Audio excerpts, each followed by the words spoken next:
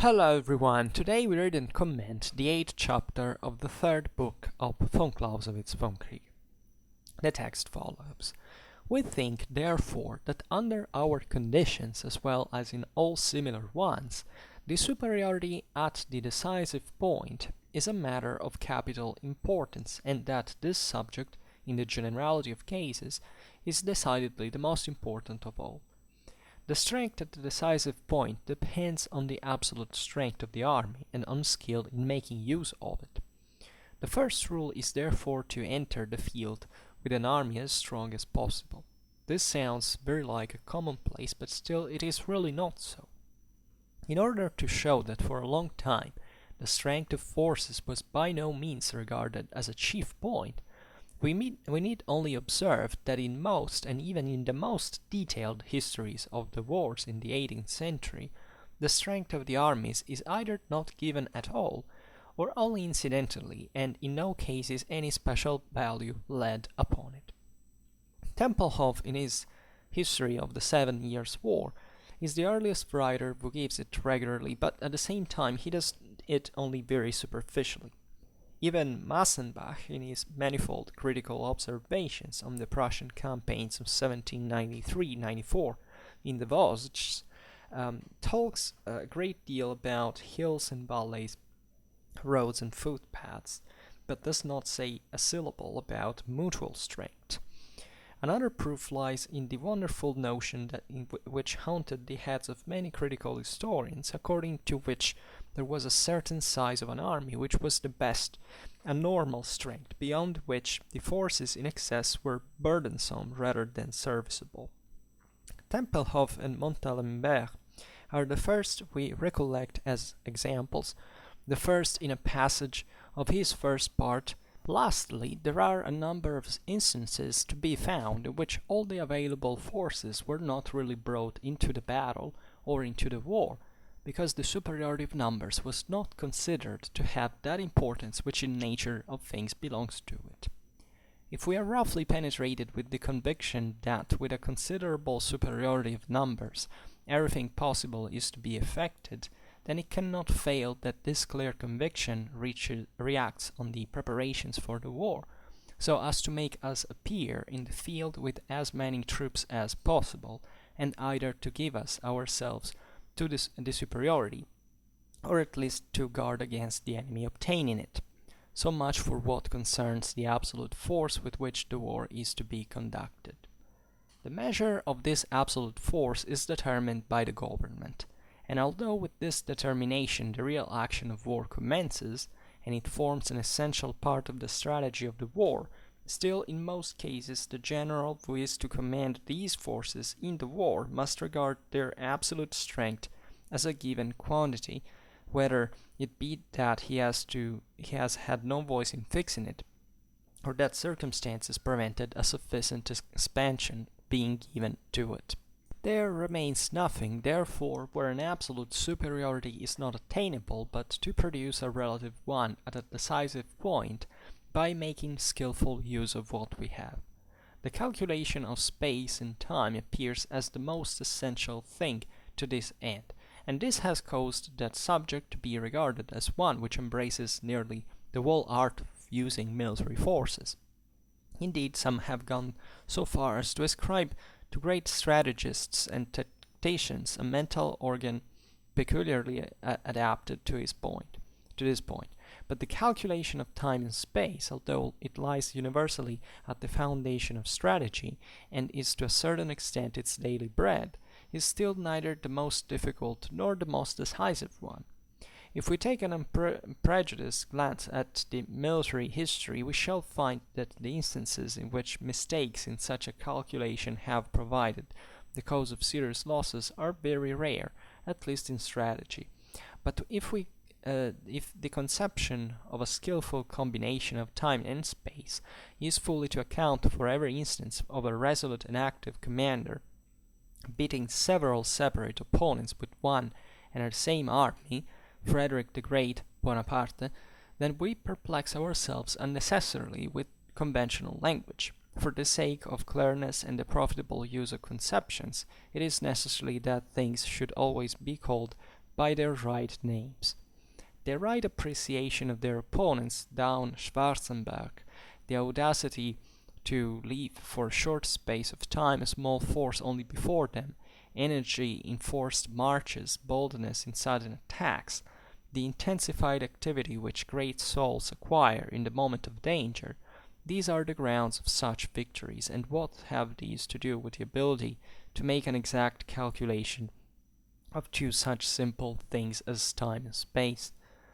But even this ricocheting play of forces, when the victories at Rosbach and Montmirail give the impulse to victories at Leuthen and Montereau, to which great generals on the defensive have often trusted, is still, if we would be clear and exact, only a rare occurrence in history. Much more frequently the relative superiority, that is, the skillful assemblage of superior forces at the decisive point, has its foundation in the right of appreciation of those points, in the judicious direction which by that means has been given to the forces from the very first, and in the resolution required to sacrifice the unimportant to the advantage of the important, that is, to keep the forces concentrated in overpowering mass. In this, Frederick the Great and Bonaparte are particularly characteristic. We think we have now allotted the superiority in numbers the importance which belongs to it. It is to be regarded as the fundamental idea always to be aimed at before all and as far as possible. But to regard it on this account as a necessary condition of victory would be a complete misconception of our exposition. In the conclusion to be drawn from it, there lies nothing more than the value which should attach to numerical strength in the combat. In that strength is made as great, if that strength is made as great as possible, then the maxim is satisfied. Our review of the total relations must then decide whether or not the combat is to be avoided for want of sufficient force. So in this second half of the chapter, von Clausewitz descends in the concrete dimension of numerical superiority in its relation to other forces and in the general employment that it's advisable to do. Right? In the first half of the chapter, we have seen as fundamentally von Clausewitz demonstrates the importance of number.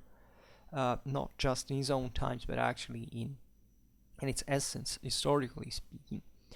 And he comes to this conclusion. He says, we think, therefore, that under our conditions, as well as in all similar ones, the superiority at the decisive point is a matter of capital importance, and that this subject is, in the generality of cases, is decidedly the most important of all.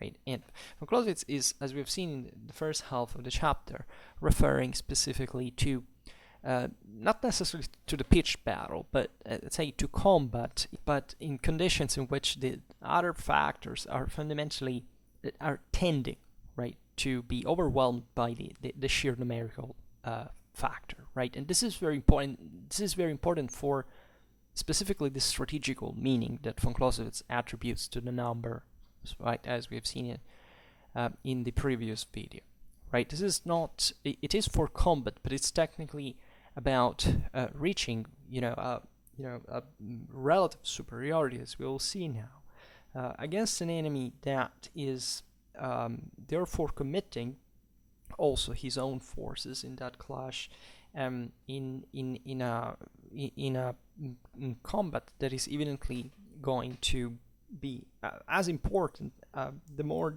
the troops committed in it are, right? So this is, if you want, the case of a climatic battle, right? But in the asymptotic view that of the Vom Kriege, this naturally varies. It can be at every single point, right? The point here that is meaningful is that naturally the smaller the scale of the engagement is, and the more the superiority in numbers is strategically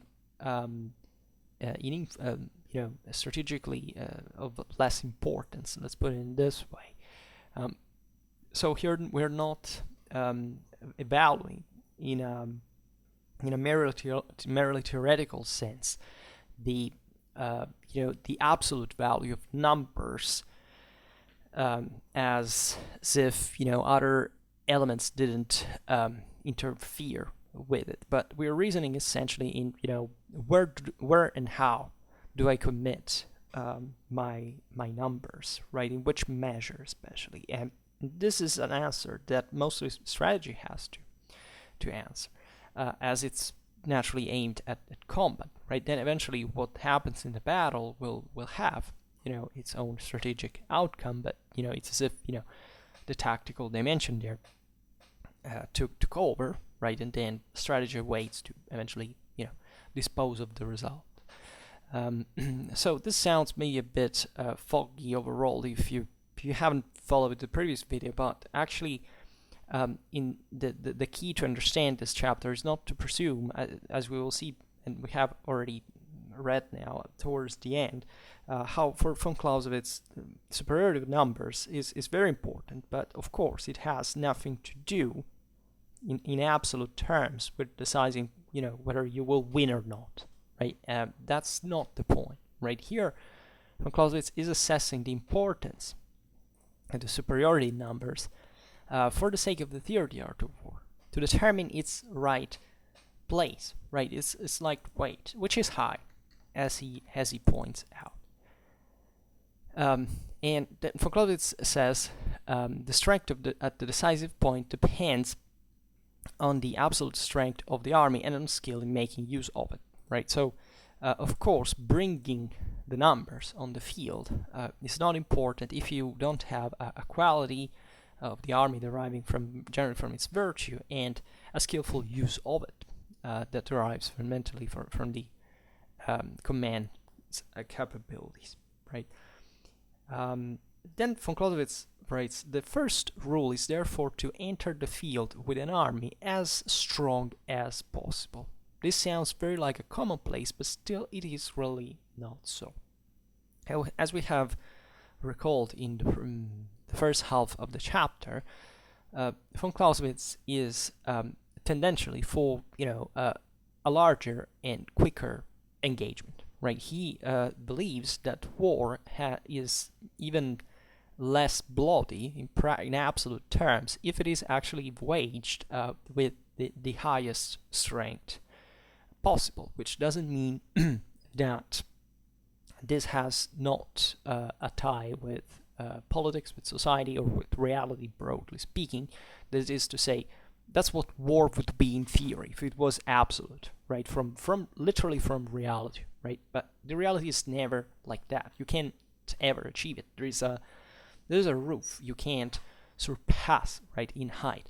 That is fundamentally due to an overwhelming pressure that attrition, the enemy fighting against you, resources available that will, bring you to decide eventually how to employ the military instrument, and therefore to fundamentally reduce its, let's say, its function, its potential, right, if you were to express it, even if it's already limited by itself. So it could never be fully absolute in this regard.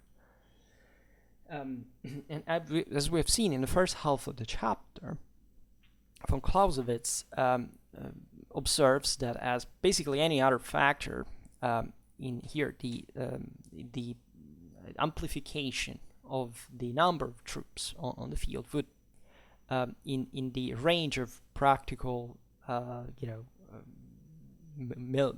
war waging in terms of logistical limits and resources available, the greater the forces are, and of course the greater advantage you're going to have in general, as fundamentally this factor becomes proportionally as important as inversely others get. So von Clausewitz has presented certain examples from his own times, right, from the second half, actually from the 18th century, from the Napoleonic Wars, and has observed that given a general condition of symmetry in European forces, it's very hard to find in those times, at least, and this has nothing to do with what von Clausewitz thinks about other possible periods in history. an army that was able to win with a essentially an inferiority of 1 to 2, right? This happened with Frederick the Great. There was, and these are numbers that are fundamentally very solidly identifiable, right? Statistically speaking, you can easily see it. So von Clausewitz, there's a practical mind, says, here we have to just speak about things that matter, that function in reality, given, considering a given context, right? This thing can easily change, right? And will easily change. There is nothing to think otherwise. And the connection between the outcome of combat, given this, simple numerical ratio to 1, in terms of decisive advantage, seems to be respected, right? And it could find, comparable, realities in other times and spaces, right? So what here von Clausewitz is saying is that it's not that in absolute terms, wherever you are, 2 to 1 is a, satisfying, in terms of a numerical advantage, a satisfying condition to win all the times, right? He's just saying, look, this proportion here seems to be dictating what the engagement will go, right? That is not to say, it's all what counts, right? But given certain conditions of symmetry in other contexts, which is usually what especially armies of the same cultural context fight with, this has a substantial importance. So it has to be taken into consideration. We cannot believe it is the single most important thing. It cannot be coupled just with this space-time coordinates to gain a mathematical victory on a map, right? But it is still a precondition that offers a lot of advantage, and that naturally is not even easy to obtain by itself, and it depends by lots of other things that you may simply not dispose of at that moment, and at that point the military art cannot let's say create for you, right? So this is if you want, I don't know why in this videos I'm explaining quite poorly, even just from a linguistical point of view, but this is an important example of what kind of dialectical method you should be using in order to discuss those abstracting preconditions that we often do in wargamistic sense, to say, what if that army with that specific character fought against that other army with that specific other character would win, and therefore was the greatest between that type of the tactical system and another in absolute terms, and trying to make an absolute of it, right? This is already, for example, not taking in consideration, aside from many other factors, the will in itself. That is, if there are two systems that are dramatically asymmetrical, probably the more disadvantaged one wouldn't even fight, right, or try to fix itself, right? So these questions can be, let's say, they could be just a speculative exercise, but where we're discussing the theory of the military art, we have to leave ourselves more benefit of the doubt that those conditions that we focus so desperately on in our regulamentary sense very often in war basically jump. And even if they exist at a given moment, the point is you can't predict them to be like that at that given moment. This is another issue from what von Clausewitz is saying here, but this is just to say that it's very easy to get tricked, especially if you haven't studied the Vom Kriege before. The things we have read up to this point, into thinking that von Clausewitz is making that, for von Clausewitz, I'm sure there is someone out there who has come to say, von Clausewitz says that 2 to 1 is the necessary proportion to win an enemy.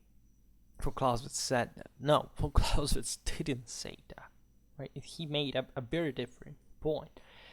It was just an observation about his own times on the base of a military historical reality, and that was given with a certain context and not in absolute terms. And so this idea of to bring the overwhelming majority of forces at a given place at a given time is what strategy for climatic combat should essentially point at tendentially. In order to gain this, if not absolute, a relative superiority, which is always relative, right? But if we count just the numbers, it could be an absolute superiority. That is tendentially a very important factor from what emerges, from military history. And the more, especially the larger the armies are, this is also particularly important. And then von Clausewitz writes, in order to show that for a long time the strength of forces was by no means regarded as a chief point, we need only observe that in most, and even in the most detailed histories of the wars in the 18th century, the strength of the armies is either not given at all, or only incidentally, and in no case is any special value laid upon it. Right, von Clausewitz observes that basically in the 18th century, people didn't believe that, after all, the numerical superiority was an enormous deal. Right, it was. It's difficult maybe now to make a historical criticism of this, realization that is wise that military thinkers didn't care about it that much. After all, we've seen the same von Clausewitz says that, and the military theorists were concerned with with numbers and the material side of the story, but ironically, it wasn't exactly about the military theory in itself, but also in certain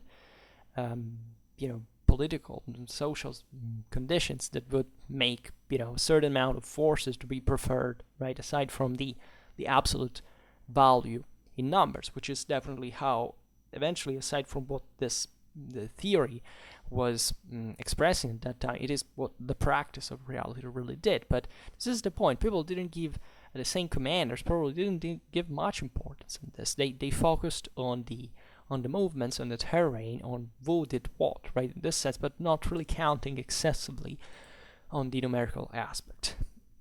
Von Clausewitz says Tempelhof, in his History of the 7 Years' War, is the earliest writer who gives it regularly, right? But at the same time, he does it only very superficially, right? So then even Massenbach, in his manifold critical observations on the Prussian campaigns of 1793-94 in the Vosges, talks a great deal about hills and valleys, roads and footpaths, but does not say a syllable about mutual strength. All right, so another proof lies in a wonderful notion which haunted the heads of many critical historians, according to which there was a certain size of an army which was the best, a normal strength, beyond which the forces in excess were burdensome rather than serviceable. This is also important because this interferes also with other aspects of the military, right, including logistics, for example, that are not properly to do with the theory of the art of war, but were interfering with it. That is, since we have difficulties to, for example, control more than a certain amount of troops, let's simply say that quantity, after all, is not a big deal, because after some time logistics would make it collapse, or it wouldn't be convenient for other reasons, and therefore, let's say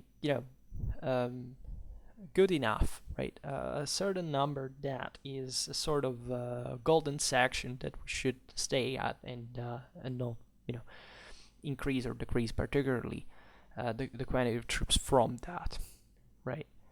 And this was a thought that this is real thinking, right? It was really thought during the 18th century, especially was an idea of this kind, that naturally also, in this case, reflects a reality that is mostly politically and socially different, for example, from the one of the Napoleonic Wars, right, where numbers at that point became, with national armies, overwhelming, right, talking from a maximum tens of thousands in the 18th century to hundreds of thousands in Napoleonic Wars. So evidently that factor, once surely certain conditions allowed these armies now to be formed and equipped and used in different ways, had all a different showed a different face of the story, for which you couldn't ignore the number at that point, and many other things for that matter. Here there were lots of doctrinal problems, like the Napoleonic tactics by some were criticized because they were looking primitive according to the 18th century thinkers, in terms of look at this massive charges and not more sophisticated things. But it's because reality had changed, and a certain specific tactics, given even the numbers of troops, had to be reduced in some ways, mass increase in importance. As a consequence, this big cavalry charges preceded by artillery, intense artillery fire on given a specific point of the line were to break in. We're definitely transforming the tactics in the theory of the art of war. From the previous century, but we're talking about two very different systems. So what von Clausewitz is highlighting here is that indeed that previous way of thinking was essentially, yes, set on a given reality, but at the same time not seeing through the point, right, and not getting that the flexibility of the even of the doctrine and of the mind that has to produce it behind it. Then von Clausewitz writes, lastly, there are a number of instances to be found in which all the available forces were not really brought into the battle or into the war. There are even practical examples of this. For example, the Prussians at Jena, or even Wellington at Waterloo, actually. Because, quoting, the superiority of numbers was not considered to have the importance which in the nature of things belongs to it, right? And even in here, there was evidently von Clausewitz knows perfectly what is the cost of a greater army, right? But and that therefore, of course, these numbers at some point cannot be increased more than much, but still there was a lack in the military heart of the story to realize that number could really make a greater difference than at least what others previously thought, properly from a doctrinal point of view, so that even these measured efforts were fundamentally silly. If you have, this is the point, why splitting forces? If you have to meet an enemy that can defeat you, you have to increase them, right, and to gain a greater advantage, right? Most of strategy is really about even filling the gaps in this sense, having a cohesive force, a nucleus of strength that is able to punch harder against the enemy, and even if obviously the same amount of troops can easily be destroyed by one if they are divided by the same type of army that you could maybe defeat if all your forces were united in that case, right? So this is a particularly important aspect because of strategy, which naturally every general was confronted with, but still not focusing precisely from a theoretical point of view the role that the number had in this case. That is pretty massive. Then von Clausewitz writes, if we are thoroughly penetrated with the conviction that with a considerable superiority of numbers everything possible is to be effected, then it cannot fail that this clear conviction reacts on the preparations for the war, so as to make us appear in the field with as many troops as possible, and either to give ourselves the superiority or at last guard against the enemy obtaining it. So much for what concerns the absolute force with which war is to be conducted. So as we're saying now, the realization that by increasing numbers within the limits of the practical possibilities is something that affecting the theory of the art of war should also, make the government and the people aware about what is really needed in war. Right? This is important, as we have seen that without the Clausewitzian Trinity, without this unity between the military, the government, the people, there cannot be and actually without a synergy between these three elements, there can't be a functional system ongoing. So the point from Clausewitz is making here is that we must acknowledge, not just from a military point of view, but from a political and social point of view, that numbers are needed, right? And that we can't economize on something that can wipe us out, right? Like it happened at Jena Auerstedt, right? Just because the idea was, okay, let's send a limited numbers and see what happens. No, they should have committed to all forces if they wanted to avert disaster as much as possible, right? So that was properly a mistake, right? It was not just saying, okay, let's be prudent. No, you can't be prudent in that sense, because if you engage in that risk, you've already, losing. You've already lost prudence in many ways, because you may be forced to do that, and in war you can't be excessively prudent either. And therefore, but at that point you need more forces committed, because otherwise, why would you risk so much? And von Clausewitz, in fact, right now, the measure of this absolute force is determined by the government proper. Right, and although with this determination the real action of war commences and it forms an essential part of the strategy of the war, still in most cases the general who is to command these forces in the war must regard their absolute strength as a given quantity, whether it be that he has no voice in fixing it, or that circumstances prevented a sufficient expansion being given to it.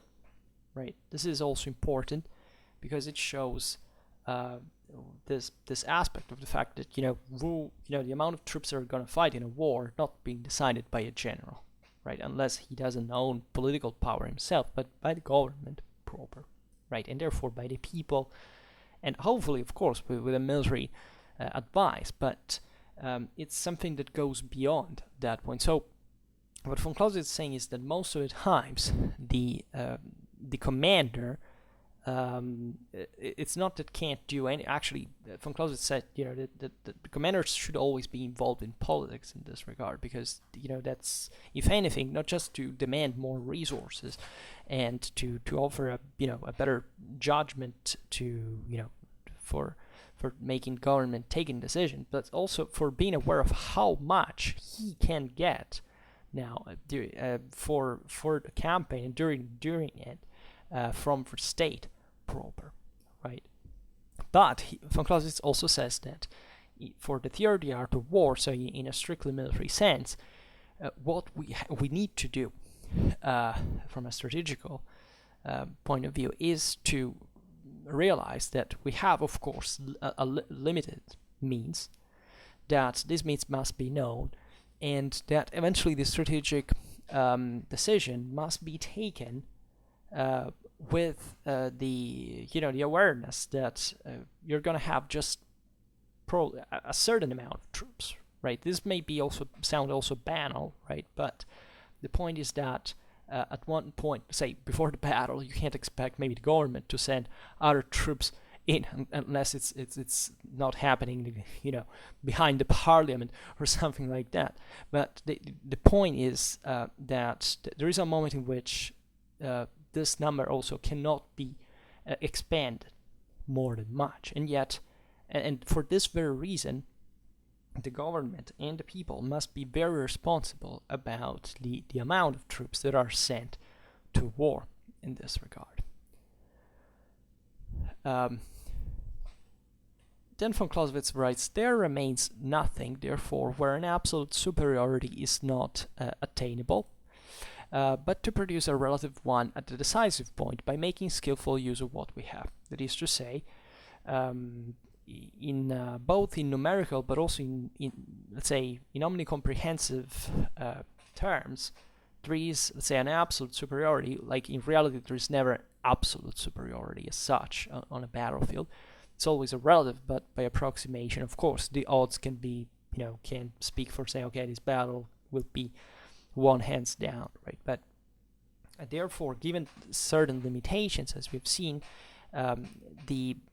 we have to employ these forces in a way, of course, that will have a strategic significance. That if those amount of forces is best we have, and we have to fight for whichever political mandate and strategic condition. Well, we have to do it at least in ways that can make good use of that specific quantity of troops, right? This also may seem kind of banal, but it's really not, because we have seen that the general attitude was not about not caring so much about the number per se, right? And saying, there are other factors. So the numbers in this case are not everything. Of course, they are not everything, but they're still important as a critical mass to concentrate in a given point. And for example, splitting it for the sake of saying, the concept of mass is one of the principles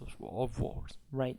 This causes other problems in turn, right? But at the same time, this is in the climatic moments of a campaign, what you need to bring together if you want to achieve a sound result. And to accelerate here, the thing actually gets complicated, because von Clausewitz will get deeply into this strategical issues. We have seen already in the first half of the chapter how there is not really, it's really difficult to point out what is really decisive. There is never, let's say, a decisive engagement that is not the last, right? And this has not to do with the absolute quantity of damage that you can inflict to an enemy, which can make us appear specific battles, like a turning point, for example, in a war. But the point is that the war is not predictable in its outcome, even if, not just in simple terms of victory or defeat, but just in how that will occur, right? In which, after how many resources spent, after how many setbacks or unexpected victories, right? That is yet to be determined. So, of course, ex post, it's very easy to say, that was the best point to do it or not, right? But think about Gettysburg, right? And Lee's mistake. That was a big deal, because the concept was, okay, let's concentrate forces, let's strike the enemy, wipe out its main army, and see what happens. That will facilitate our task dramatically. We may even win the war.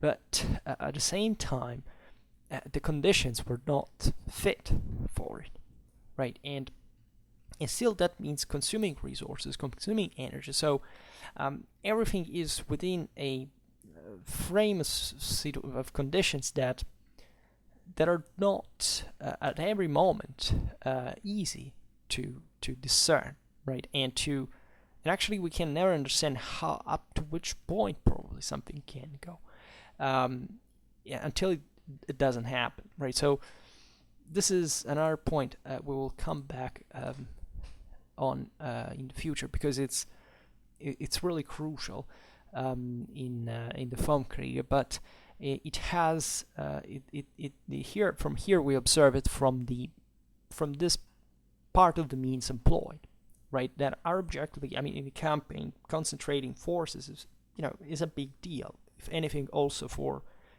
distracting them from other places, for bringing together, even with a certain amount of precluding other actions in the meanwhile.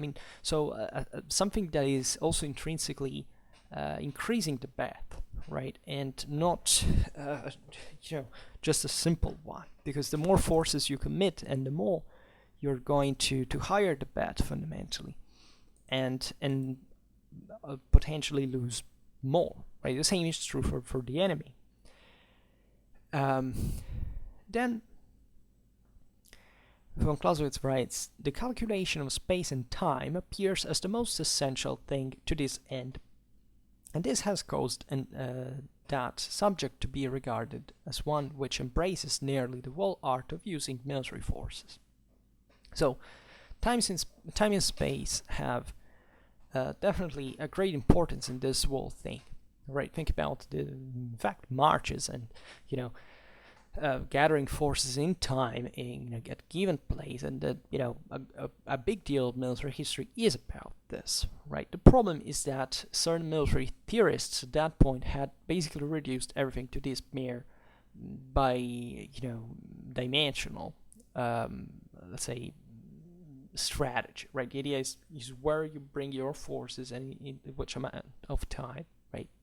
And considering naturally also the quantity in this regard, but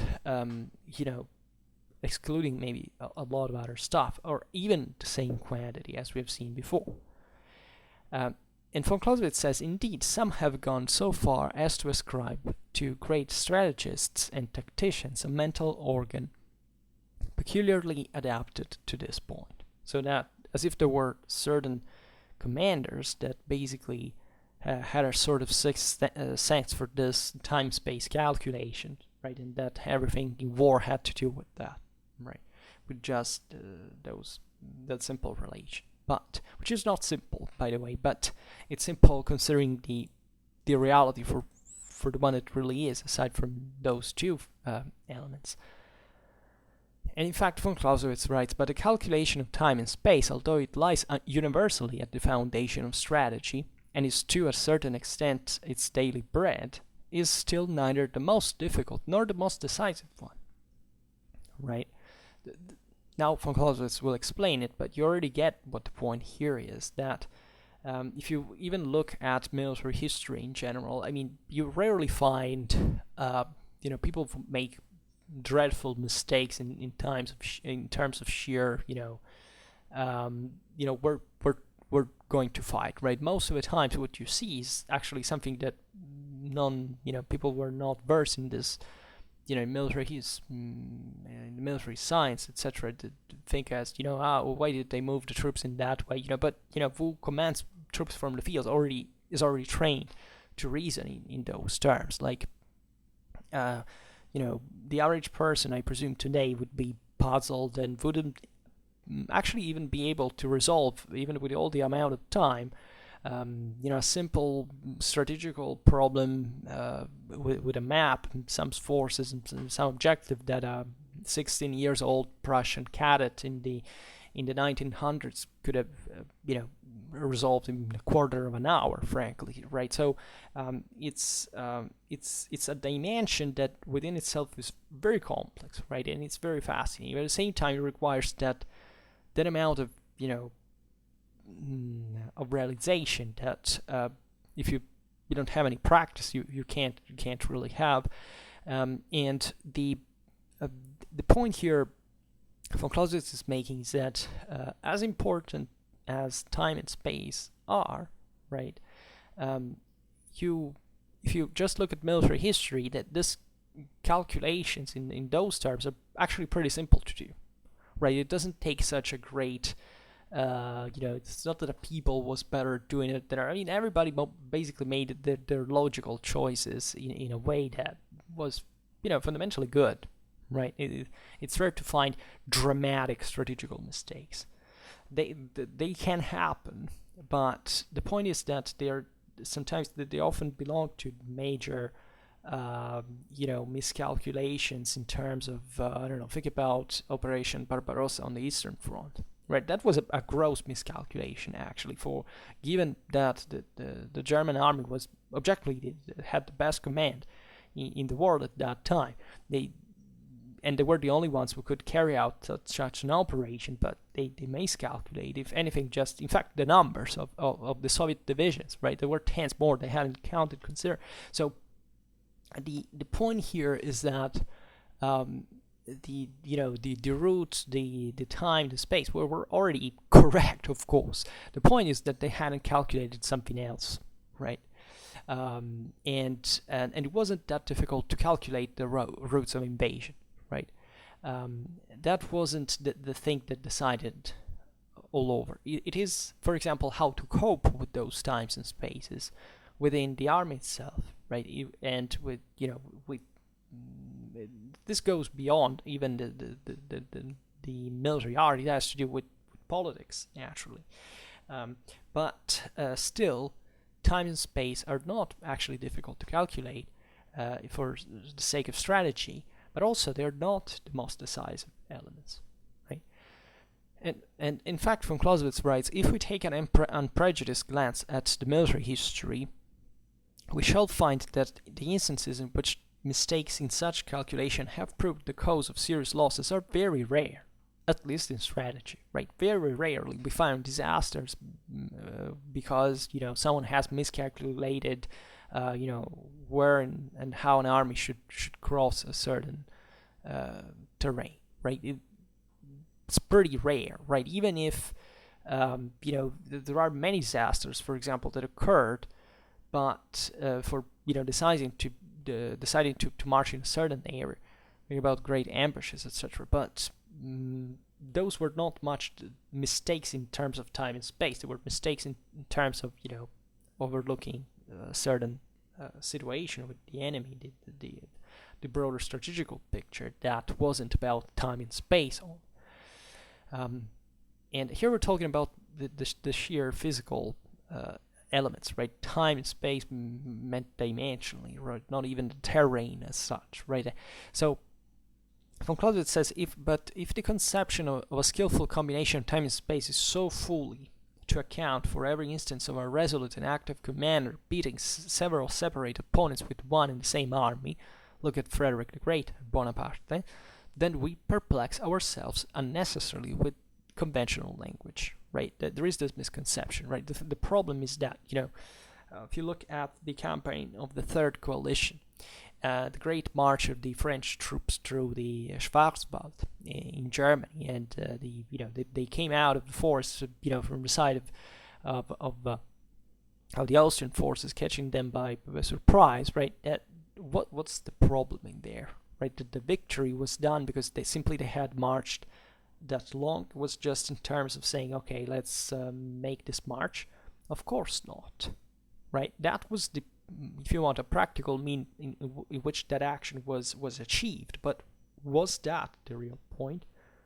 Wasn't that the morale of the French army at that point? Was it the genius of Napoleon? Wasn't that the will to risk? No, is it just a march? Right. Now, without the march, that it would have not been possible, but without those other elements, the march itself would have not been possible. So it's not decisive per se. And von Clausewitz, in fact, writes, for the sake of clearness in the profitable use of conceptions, it's necessary that things should always be called by their right names, and he here explains.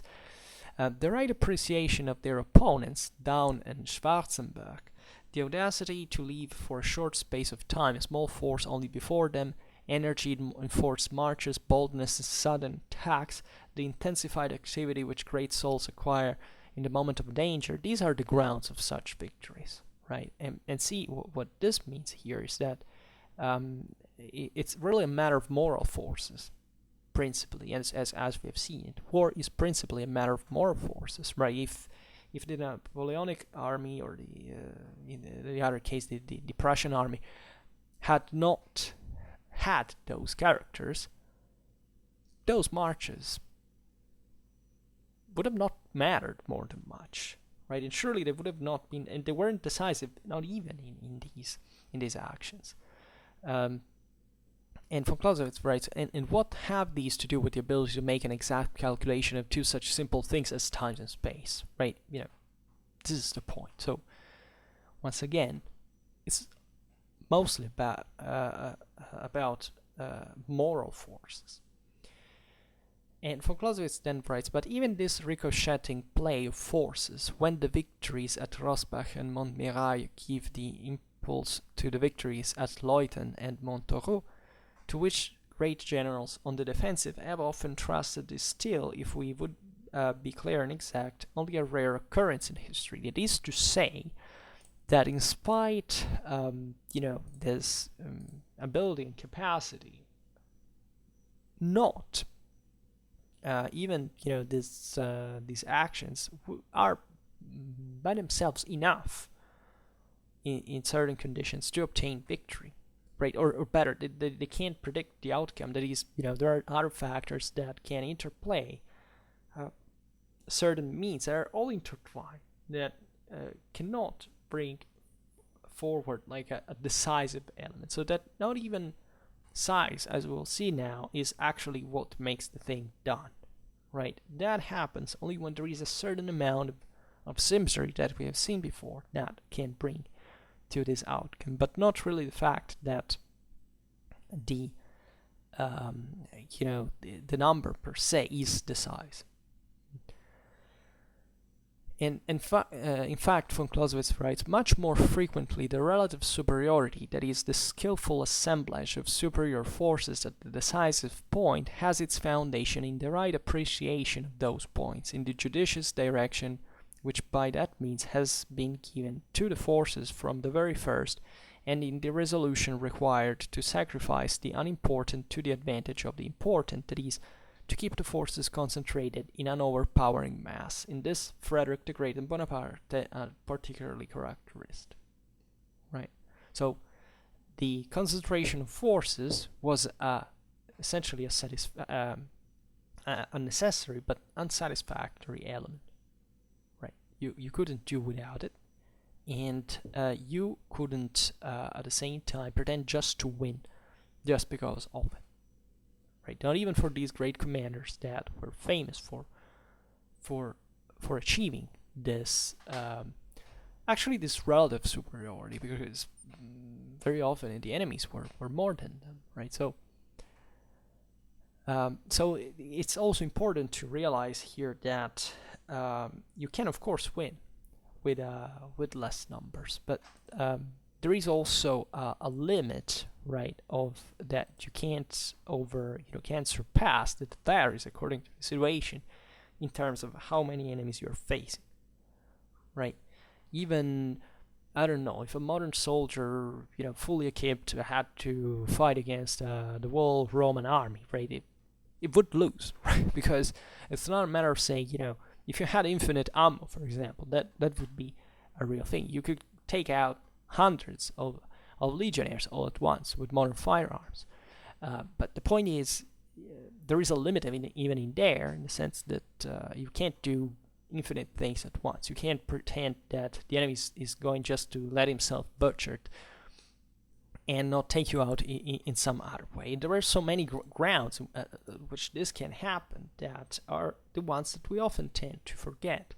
And that we tend to forget simply because we don't know military history well enough. Because military history shows this in reality, right? Not in a fiction, in what actually happened, or at least in what we can reconstruct concretely. That has its own military logic that explains it's actually a lot of things that are untold to by analogy with all the precautions, and that instead we prefer, we trade for this, theoretical speculations in terms of, what if, getting, let's say, explaining the whole thing just with simplistic mono factors, just, with 2 or 3 factors, and then you don't even make the effort of saying, okay, let's try to go see what actually happened from the sources, and that you can even have all those qualities but still be soundly defeated, right? But, and also, well, there even here there could be views of powerful digression on what is that we tend to do in front of history, just in terms of, for example, just the outcome of a battle, like to act deterministically by judging the thing as if, that had to happen because of those single factors that you pretend to know cent for cent, and therefore it's gone that way, right? Most of history, I mean, at least to work on those sources, most of the times is like making you realize that most of what we talk about is actually purely conjectural, right? Or at least that we don't have any certainty of that sort, and that peremptory judgments about certain reality are often anti-historical in that regard. Then von Clausewitz writes, we think we have now allotted to the superiority in numbers the importance which belongs to it. It is to be regarded as the fundamental idea, always to be aimed at before all and as far as possible. But to regard it on this account as a necessary condition of victory would be a complete misconception of our exposition. This is probably the most powerful phrase of the whole chapter, right? This is literally, I mean, numerical importance is, of course, is great, is high, but that it is just a necessary condition, considering as a necessary condition of victory, this is a misconception, right? Even consider it in reverse, right? That just fighting against an enemy that has less men than you in a pitched battle is a condition for winning. It doesn't work like that. In the conclusion to be drawn from it, there lies nothing more than the value which should attach to numerical strength in the combat. Right? That is to say, we must be aware of the importance of numbers, but we also must be aware of lots of other things. Most of the times we can't even sort out correctly by definition. I mean, by default, actually, because we don't know them, we can't know them at that time. And von Clausewitz concludes by saying, if that strength is made as great as possible, then the maxim is satisfied. Our review of the total relations must then decide whether or not the combat is to be avoided for a want of sufficient force, right? This is important. That is to say, let's take, for example, that numerical strength 2-to-1, right? If you have it in our times, well, it turns out, generally speaking, that's a pretty good, ratio to go out there to meet the enemy, right? At the same time, if you are the enemy, right, chances are you shouldn't expose yourself at that point, because tendentially that you can easily lose, and you will probably lose that unless you're not the next Frederick or Napoleon. Well, things will likely go worse than than you expected in case you wish to win. So the point here is very important, actually, and it stems from a very, as you see here, from a military historical consideration. In the first half of the chapter, that stemmed from the simple observance of the 18th and century and Napoleonic warfare, and it and it worked fundamentally, right? And it kind of made sense. The point, though, and always remember this, is what we see on the battlefield is always the tip of the iceberg. Right? An iceberg that has its own roots in politics, in society. And it's not, this is valid on so many levels, right? Even just in the employment of tactics, etc. Everything is wired to a deeper level that doesn't stand within the element in itself. For example, in the tactic in itself, in the weapon, even less in itself, right? When people believe that weapons make tactics, well, this is the kind of unawareness that von Clausewitz was talking about before. That is, not realizing what even weapons are born out from, right? With which designs, if weapons existed in a suspended reality to be used by men to kill each other, it's men that produce weapons, and guess what? Because they want to cope with certain tactics, right? Not to demolish them, and the way it happens is usually, it eventually translates itself into reality as another tactic, is in a way that is also unpredictable in many ways. That the weapon contributes to it partly, but overwhelmingly it has to do with lots of other factors, including who is employing those tactics, where, why, under which condition. And if you don't consider this, you can't really understand why why weapons don't make tactics, and it's actually the other way around. You will not understand it. I mean, I could tell you like 200 times in a row. You will simply think it's a matter of opinion, which is what usually happens when, in fact, someone doesn't really know what the deal is, right? And until you don't take that next step, you will keep not understanding it. So that's why the thing is so, I would say that this Vom Kriege, as you have realized at this point, is a logical chain of hundreds and thousands actually of passages that all derive from the other. This whole thing is blossoming from within itself. There's not even a single statement that is an act of pure arbitrium or apodictic statement. It all starts from essentially a physical observation of reality, and it translates itself into what essentially the art of war really is about, right? For a practical employment that will really make a positive difference on the field. And if you are you see if you do not pass through all these steps, you will not get why this is important, right? This happens with everything, with all disciplines. I mean, we all are grossly ignorant about all the disciplines that we don't know because we haven't studied. So we can express a judgment, but that judgment will be most of the times garbage because we really have never